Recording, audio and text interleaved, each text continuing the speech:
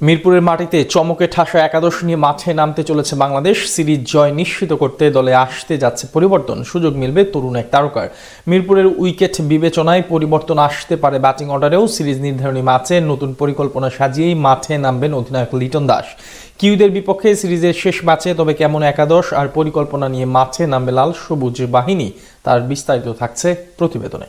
দ্বিতীয় ম্যাচ বৃষ্টিতে ভেসে যাওয়ায় সিরিজ হারার কোনো ভয় নেই বাংলাদেশের। তবে কিউইদের বিপক্ষে ঘরের মাঠে সিরিজ জয় করা ছাড়া আপাতত অন্য কোনো ফলাফল মেনে নিতে চাইবেন না অধিনায়ক লিটন দাস। তাই তো শেষ টি-20তে একাদশ কেমন হবে তা নিয়ে চলছে চুলচেরা বিশ্লেষণ। কাকে রেখে কাকে খেলানো হবে তা নিয়েও হয়েছে যথেষ্ট আলোচনা। তবে আপাতত শুধু বোলিং ইউনিটেই এক পরিবর্তন আনার দিকে মনোনিবেশ করবে টাইগাররা। তবে সেটাও আবার নির্ভর করছে ম্যাচের উইকেট ও কন্ডিশনের উপর। কেননা পারফরমেন্সের বিচারে প্রথম ম্যাচের একাদশ থেকে বাদ দেওয়ার সুযোগ নেই কাউকেই। শুধু টিম কম্বিনেশন ও উইকেটের কথা মাথায় রেখে রিপনের বদলে সাকলাইনের খেলার প্রস্তাব আসতে পারে টিম মিটিং এ। ওপেনিং পজিশনে তানজিদ হাসান তামিম ও সাইফ হাসান ব্যর্থ হলেও তাদের উপরই শেষ পর্যন্ত ভরসা করবে টাইগার টিম ম্যানেজমেন্ট। কেননা শর্টার ফরম্যাটের ক্রিকেটে ইনিংস গোড়াপত্তনের দায়িত্বে এই দুজনের উপরই আস্থা রাখতে চান অধিনায়ক লিটন দাস। বিশেষ করে পারভেজ হোসেন ইমনকে মিডল অর্ডারে খেলানোর পর থেকে টি-20তে তামিম ও সাইফি দলের সেরা ওপেনিং জুটি, এ নিয়ে কোনো সন্দেহ নেই। মিরপুরের মাটিতে শেষ টি-20তে এই দুই ব্যাটারি ঝড় তুলবে এমনটাই প্রত্যাশা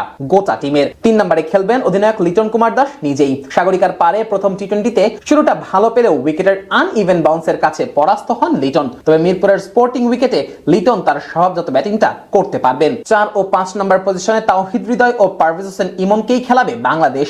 প্রথম ম্যাচে এই দুই ব্যাটারের জুটিতেই মাঝের ওভারে খেলা বাংলাদেশের পক্ষে ঘুরে যায়। যদিও এই দুই ব্যাটারের কে কোন পজিশনে খেলবেন সেটা ম্যাচের পরিস্থিতির উপর নির্ভর করবে। তবে দুজনেই যে মাঝের ওভারে দলের ত্রাণকর্তা হয়ে উঠবেন এ ব্যাপারে কোনো সন্দেহ নেই। 6 নম্বর পজিশনে শামীম হোসেন পাটোয়ারি অটো চয়েস। বিশেষ করে আগের দিন 13 বলে 31 রানের ঝড়ো ইনিংস খেলার পর তাকে ঘিরে প্রত্যাশাটা আরো কয়েক গুণ বেড়ে গেছে টিম ম্যানেজমেন্টের। 7 ও 8 নম্বর পজিশনেও পরিবর্তনের সুযোগ আপাতত নেই। শেখ মেহেদী হাসান ও রিশাদ হোসেন দুজনেই বল হাতে প্রতিপক্ষের রানের চাকায় লাগাম টেনে দিতে সিদ্ধহস্ত।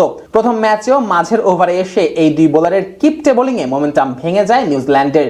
ম্যাচে অন্তত 20 রান কম করে কিউইরা, যার ফলে রান তাড়া করার কাজটাও কিছুটা সহজ হয়ে যায় টাইগারদের জন্য। পেস বোলিং ইউনিটে সিনিয়র দলের অভিষেকে খুব একটা খারাপ করেননি রিপন মন্ডল। তবে টিম কম্বিনেশনের কারণে হয়তো শেষ ম্যাচে সুযোগ নাও পেতে পারেন এই পেসার। তার পরিবর্তে বাজিয়ে দেখা হতে পারে আব্দুল গফফার সাকলাইনকে। এছাড়া বাকি দুই পজিশনেও কোনো পরিবর্তন আনতে চাইবে না টিম ম্যানেজমেন্ট। শরীফুল ইসলাম ও তানজিম হাসান সাকিবকে রাখা হবে একাদশে। নতুন বলে ও ডেথ ওভারে দলের বোলিং ইউনিটের গুরুদায়িত্বটাই থাকবে এই দুই বোলারের কাঁধে।